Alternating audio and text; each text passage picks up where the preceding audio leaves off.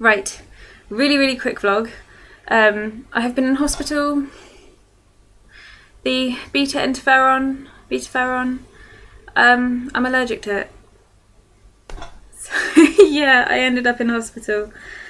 The symptoms that I had were I'd actually had with my 2 injections before, but they weren't as bad as the last injection that I had. Purely because I've now got a build up of the drug in my system, so it'll hit me. But yeah, about an hour after I had my injection, and the one that I vlogged, about an hour afterwards, I started feeling very breathless, and what's the word? I'm still recovering. I've forgotten words, and I'm sorry if my speech is really slurred. I can't really tell when my voice is slurred. It's really weird. But yeah, tight chest, and it hurt to breathe. It was really hard, and itching all over, like epic itching. It was horrible. But because by the morning, the previous 2 times it had cleared up and not been that bad by the morning, I just sort of battled on through the night. I didn't sleep, but I kept thought that I was going off to sleep, and then suddenly I'd wake and I'd be like gasping for air, and it was quite scary. It was really hard to breathe at some points. So that morning, I thought, okay, because it hadn't gone. If anything, it actually got worse. But I thought, okay, I'm gonna look up these weird side effects that I'm having, and yeah, it said to seek medical attention immediately. And it was quite dangerous. But instead of calling an ambulance like a sensible person would have done, I got on a bus because I thought I'd be okay. I get tightness in my chest with my MS every now and then anyway, and if I just slow my breathing down and keep myself calm, I'm able to almost control it and be able to cope with it. But this was just getting worse and worse. But I somehow made it to A&E, bus into town, and then a bus up to A&E, into the walk-in. And when I got in there, it was quite busy. And I was about 4 people behind in the queue to check yourself in. And I started to really feel like shit. By that point, it was really hard to breathe. And I remember I could start to feel myself like swaying back and forth a little bit, and I kept having to like steady myself. And luckily, a nurse was walking past, and she saw me, and she was like, "Are you okay?" No.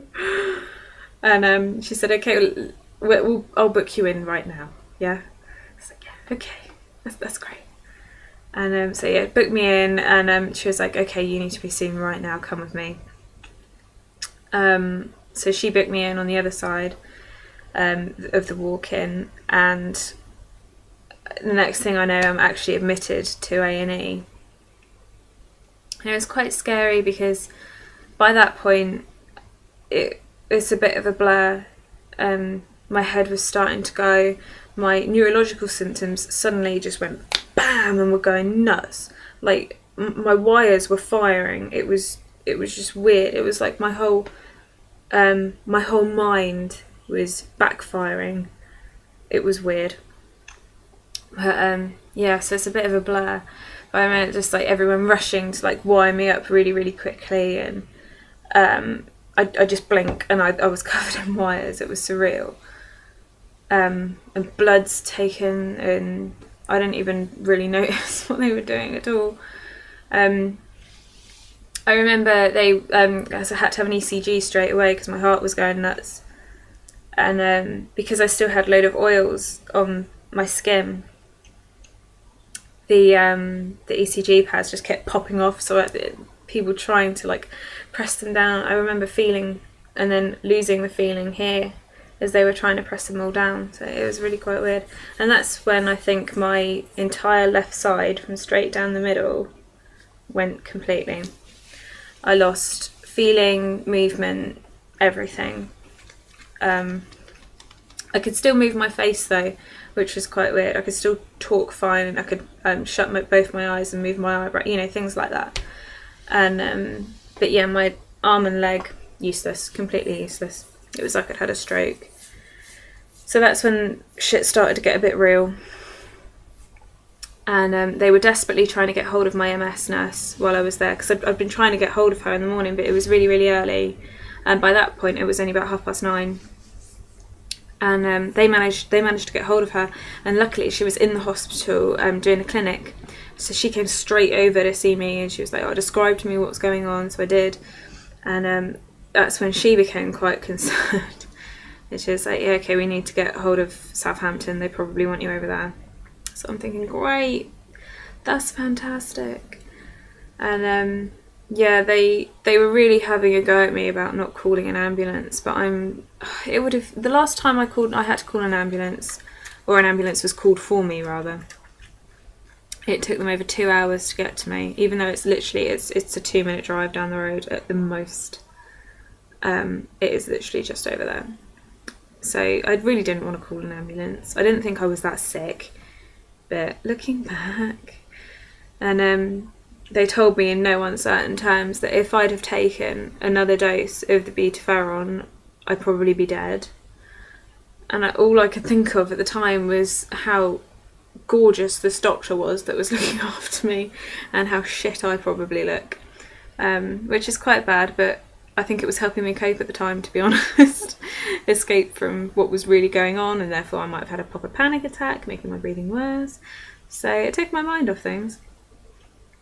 But anyway, so yeah, it was a mad rush, loads of scans, and it was really quite frightening actually for a time being.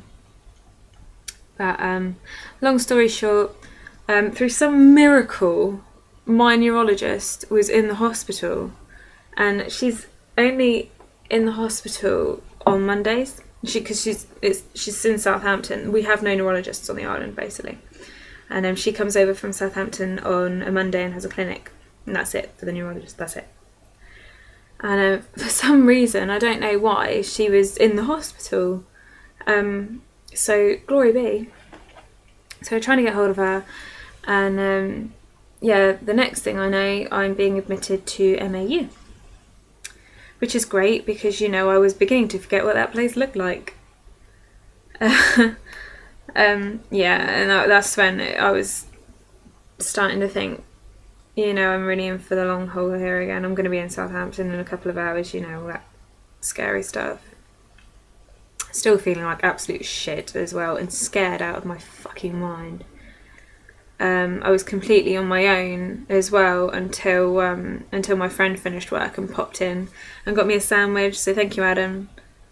But yeah, when you're on your own and you're being told all sorts of shit like that, I've a lot of times with my MS and being diagnosed, and whenever I've been very, very poorly in hospital, I have been on my own, and to the shock of all the medical professionals, they're like, "Aren't you with anyone?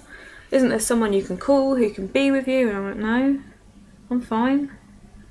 But yesterday I was quite scared. But purely because I was feeling things that I've never experienced before. And I've had some pretty nasty neurological wise things happen, but never anything like my body was doing yesterday. So yeah, it was quite scary. But yeah, so I'm admitted to MAU, and then my neurologist came and saw me. Yay! And she did all her examinations of me, and she was confident that it wasn't gonna, what's the word? The loss of sensation and the movement in my limbs, she was confident that it would return, because even though I couldn't feel anything or move anything, my reflexes were still there. So she was happy in that sense. And my by that point as well, I was half blind, My optic neuritis went mad. Something that usually comes on over the course of 2 weeks came on in 2 minutes. It was really, really scary. But she was confident that once the betaferon was going out of my system and it had calmed in my body a little bit, then my lesions would calm down, because it's physically what it's done is it's made the lesions, the scars on my brain, swell up. They've been irritated by this betaferon, which is making all the signals go mad and backfire and all that sort of shit. But she was confident that I'd be okay over the course of time, and to just rest and, take it from there. Obviously, if I don't get better, then yeah. So she had to go, so I was then back on the care of the ward, and they wanted me to stay in overnight, and more horrible tests all the time, and I'm so sick of hospitals. I really, really am. But yeah, obviously I'm out. But yeah, it wasn't very nice. So yeah, the drug that I was supposed to have to help me and make my MS better nearly killed me. So yeah, they think that I'm allergic to the interferon side of the drug, which means that there is only one other drug that I can try, disease modifying drug. And yeah, if that doesn't work, I'm screwed, because that's it then. The Copaxone is my last option, which is an everyday drug.